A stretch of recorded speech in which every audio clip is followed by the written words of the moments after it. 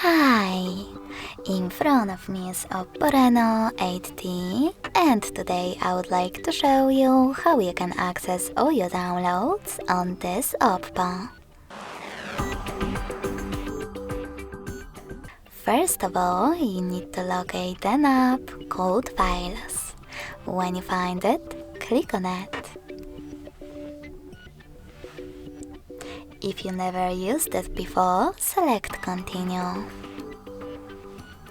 Now tap on Allow in the pop-up. Select Browse at the bottom in the middle and click on Downloads category.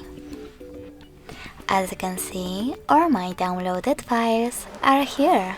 If you wish to access one, just click on it.